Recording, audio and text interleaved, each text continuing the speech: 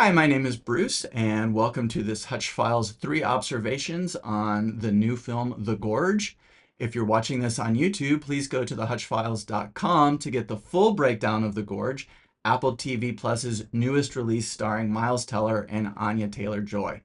You can also find a lot of other breakdowns, information on my films, and subscribe to get future posts sent directly to your inbox. So let's go ahead and jump into our 3 observations on The Gorge. The first one centers around our Act 2, which is kind of an unusual Act 2. But in order to set that up, we need to kind of run through what happens in Act 1 and where the movie seems to be headed. So we start the movie with Levi being offered a job by a woman named Bartholomew, played by Sigourney Weaver.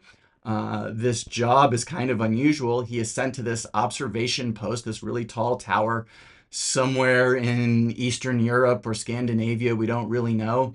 And when he arrives at this giant tower called the West Observation Post, he is told that his job is to simply keep an eye on this gorge and make sure that nothing that lives down in the gorge gets out and escapes. And at that point, we don't really know what's in the gorge.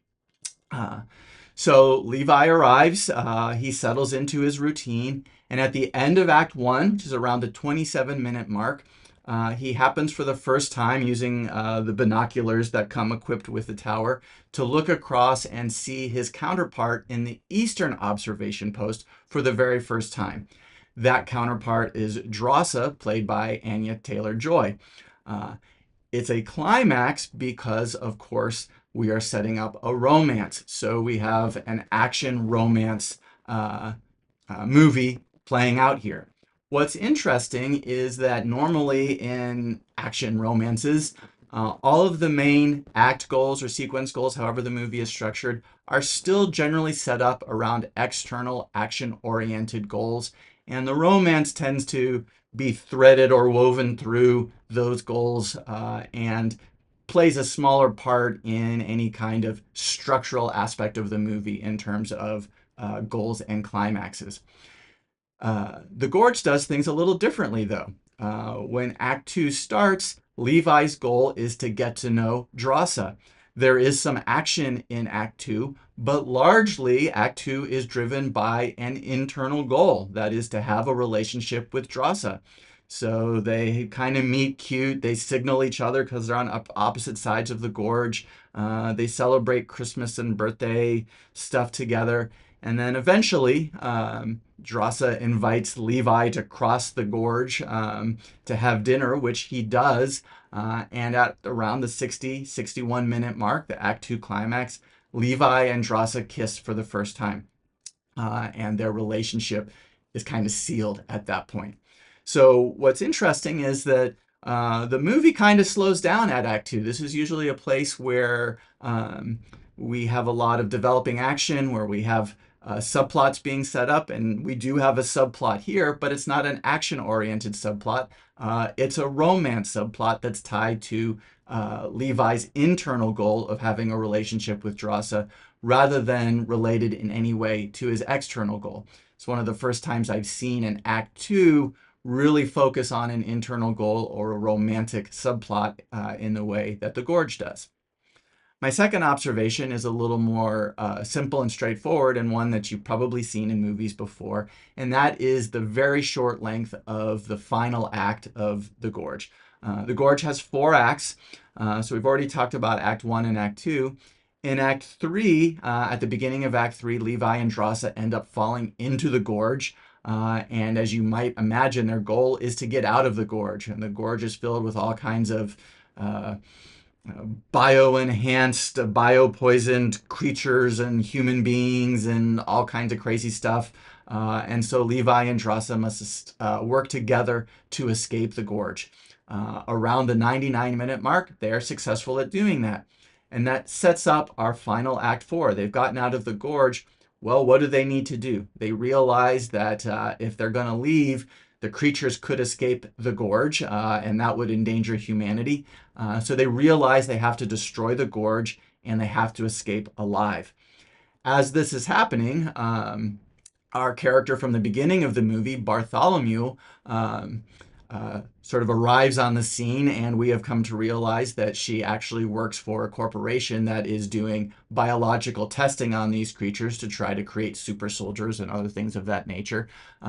So we have sort of a dual antagonist. We kind of have the creatures in the gorge, but really once they get out, we have Bartholomew and her soldiers who are trying to prevent Levi and Drossa from escaping the gorge, from destroying the gorge, and from getting away together.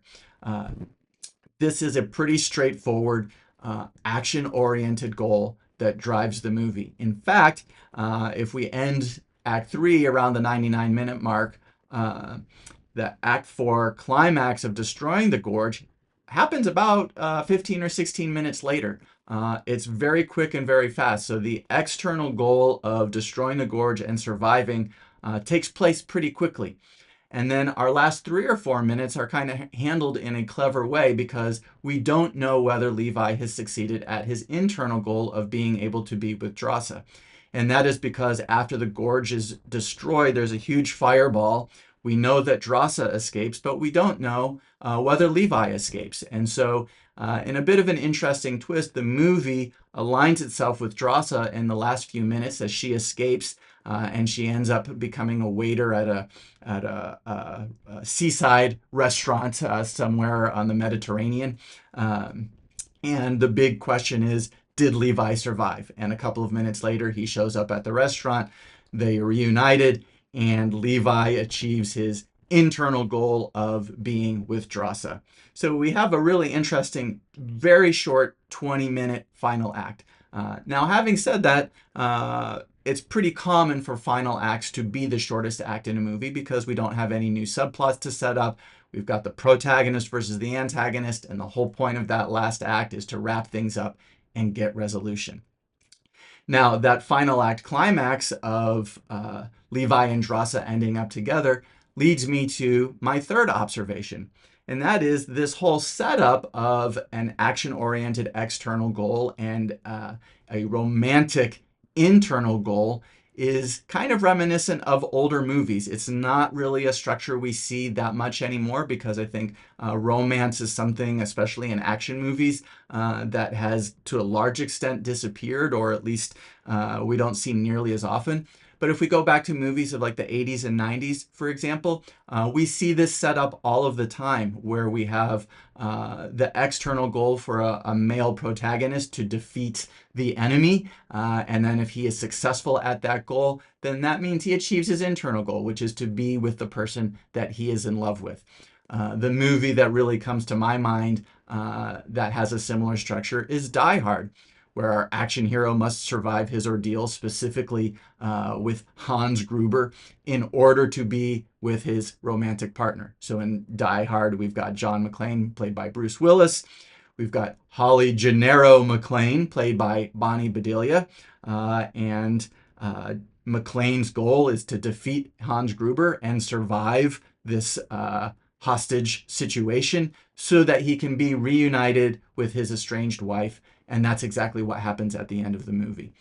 Now, this is a little old-fashioned, and we can't really do that entire formula because if we go back and look at Die Hard, one of the things that we'll notice is despite the fact that Holly is a pretty solid and strong female character, she's largely sidelined for all of the action. She is a hostage. She does a couple of clever things, but for the most part, it is McClane who is doing all of the action throughout the middle part of the movie and certainly into the climax, and Holly kind of disappears. I think in today's movie watching climate, and rightly so, I think we would be really disappointed to see a female character sidelined in that way. So in The Gorge, Anya Taylor-Joy becomes a much more active participant in all of the action. She kicks ass just as strongly as Levi, and especially when we get into Act 2 and Act 3, she is an equal participant. They're basically dual protagonists at that point in all of the action that unfolds, all of the fights, the gunfights, the fist fights, everything that happens. The two characters team up and work together as action stars. And then when we get to the end of the movie, of course, we actually align ourselves with Drossa rather than Levi to see whether Levi is going to show up at the end. Now, despite that, Levi is still our protagonist, and we still do kind of have that basic old-fashioned formula, which is an external action-oriented goal that, when it's achieved, leads to the success of an internal romantic goal. But it's sort of been updated for the 21st century, for the 2020s, by making Anya Taylor-Joy's character a lot more active. So those are my 3 observations of the movie The Gorge. I hope you find them interesting and insightful in your own movie viewing or screenwriting or directing.